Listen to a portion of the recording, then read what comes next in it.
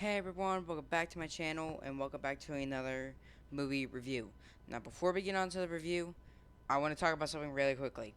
Now, I put up an Instagram post saying that, about like maybe a couple weeks ago saying that like I wanted to do another movie review but I didn't know what to do. And so, I also put it also on Facebook, um, asking like basically my followers on Facebook and Instagram, what should I do? And um, basically on Instagram, it got the most amount of feedback, but literally 90% of it was the Emoji Movie. And to be completely honest, I don't know what everyone's thing is about the Emoji Movie. It sucks. And I'm just going to admit that right now. I do not like the Emoji Movie, and I do not plan on ever doing it ever. The only thing I really liked about it was the Patrick Stewart's cameo as the poop emoji, but that was it. Like I have no interest in the Emoji Movie at all. I thought it was terrible. So if you guys really want me to do the Emoji Movie, I'm sorry, I'm never gonna do it. It's um I I hate that movie, and honestly, I'm really aiming towards more in the 80s, like throughout the 60s to like the 90s. That's where I'm going with this whole review stuff. Except for maybe a couple of movies that I will do. Like, I mean, there's some from like the 2000s that I really like, but like in terms of like the 2010s, which we literally just passed, um, there's not gonna be that much except for like maybe like five maybe reviews from that total era as of now. But for those who said Emoji Movie, it's not gonna happen. One person on that Instagram post said the Goonies, which I decided to do because I already had it. Um, and the only comment on Facebook was Buckaroo Banzai, which I do really want to do that, but I got to get it first and obviously watch it. Um, but yeah, besides all the comments saying the Emoji Movie, um, thank you so much for the response. I mean, I do appreciate all the comments, but not when it's 90% just one movie, and especially if I don't like it. Um, so yeah. But again, I thank all you guys for all the responses. Um, and even though one person only commented the Goonies, I do want to give a special shout out to that person. I forgot the username, but if you're watching this, you're making this happen. So thank you. And the person on Facebook that said Buckaroo Banzai, I do plan on doing that at some point. So stay tuned for that. I don't know when I'm gonna be doing it, but I'm gonna be doing it at some point. So, yeah. So, anyways, with that out of the way, let's get on to the actual review. So this is so yeah, again, like I was trying to say earlier. So I'm gonna be doing The Goonies, released on June 7th, 1985, directed by Richard Donner and produced by Steven Spielberg. It was made on a budget of $19 million and made over 62 million at the domestic box office, and worldwide it made 124 million dollars. So it was pretty good. Um, and really quickly before I start talking about everything else, because surprisingly has a really big cast, mostly consisting of children. But really quickly, let's talk about the editions. So this is the standard Blu-ray release of the film, and it's a pretty good edition. And there's disc. Um, I was planning on waiting off on doing this, but when I was doing actual research about this, I realized that later this year, which I believe is going to be the 25th anniversary, actually 35th anniversary that I'm thinking about it. Um, but later on this year, there's going to be a special 4K release, and I might be picking that up. And it's coming out on the first week of September, I believe. So I might get that. But yeah. So anyways, so the summary of the film is basically an old-fashioned yard about to be abandoned. Oh, sorry about that. Um. So, anyways, that's what I'm saying. An old-fashioned yarn um about a band of adventurous kids who take on the might of a property developing company which plans to destroy their home to build a country club. When the children discover an old pirate map in the attic, they follow it into an underground cavern in search of lost treasure, become become up against plenty of dangerous obstacles along the way. So, um, so yeah, this has a pretty good big cast. Oh yeah, sorry about the summary if it sounds a little bit weird. I literally just took the summary from Google. That's how I've been basically doing all the summaries for all the reviews ever since The Outsiders.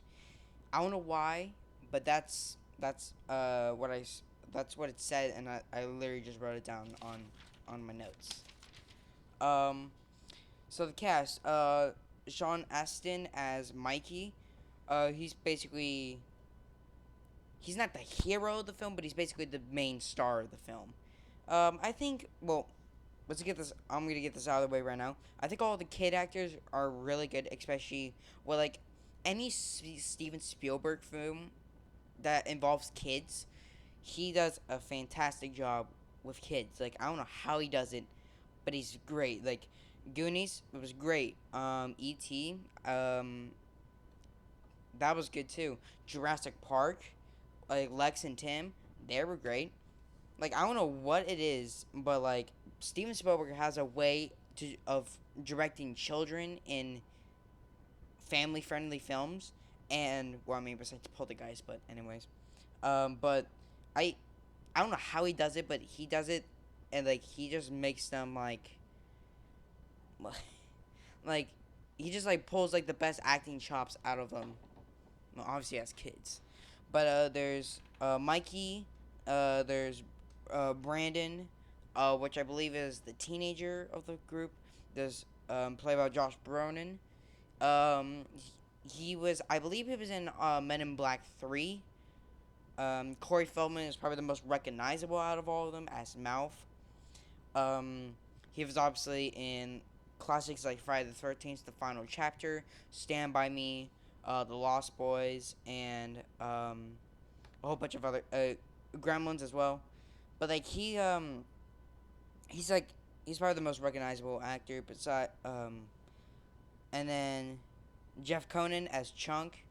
Um, I guess a little bit of a quote unquote fun fact about this, but pretty much every Goonies fan knows about this, is that on the first day of shooting when he was cast as Chunk, he actually had the chicken pox, and basically, as he said in interviews, like he was like, well, it's like the first day of shooting, so if I didn't show up, I didn't get the part. So he and it is said to be, it was said to if you look at the truffle shuffle scene in the film, you could actually see the chicken pox on the stomach. So, but I personally haven't seen it. Jonathan Key Kwan, that's what it says on Google as well as Data. Before like the year before this, he started in Temple of Doom.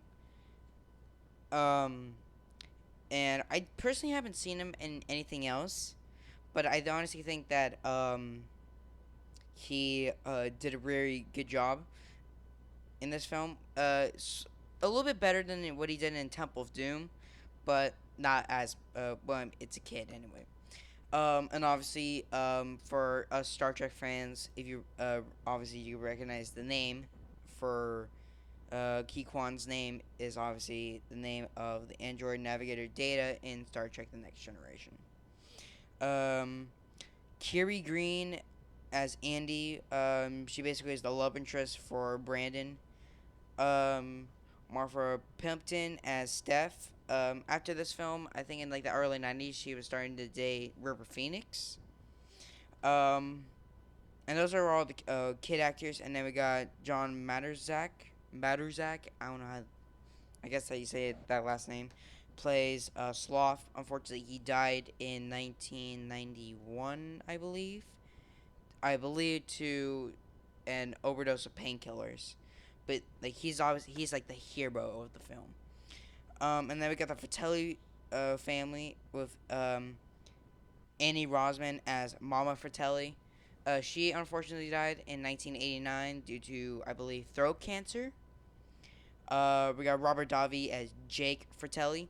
Now, us James Bond fans may recognize him as the main villain Franz Sanchez in License to Kill, which is Tim Dalton's final film, and also may recognize from Maniac Cop 2 and 3. And Joe Palantian as Francis. I haven't seen him in really anything else besides the Goonies, but he and Robert play off each other very well as like the two brothers that are trying to fight for affection from their mother, and I find that really funny. So I like obviously Robert Davi plays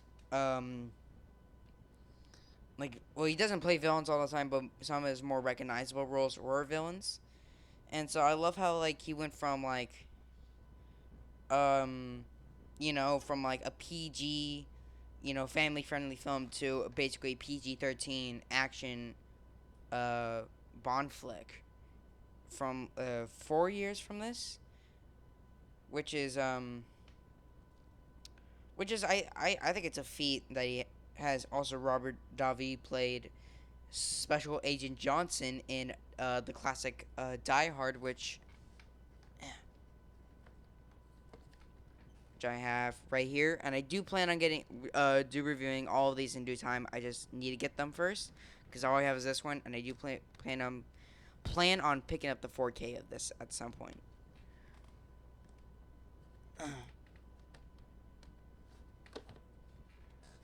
Um. So, fun fact about this. Well, I guess two fun facts about this. Well, actually three, since I already mentioned one, but everyone knew about that one. So, fun fact number one, which is the only fun fact I've written down on the page, um, is that Data at the end mentions a octopus which was ultimately cut from the film and in the final version of the film.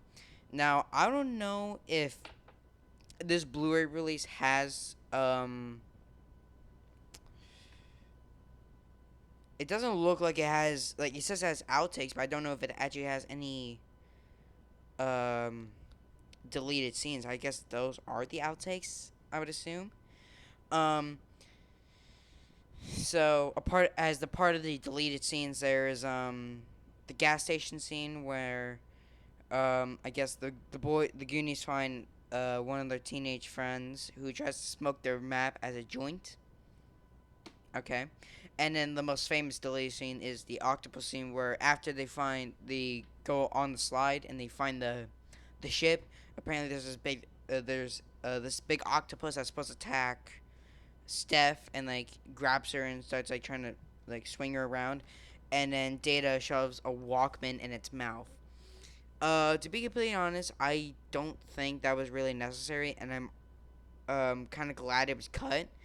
But um, I mean, it should have been in the film because like now we have the final scene where Data mentions octopus, and then whoever like never saw like the deleted scenes will be like, what octopus? Like, there was no octopus in the film.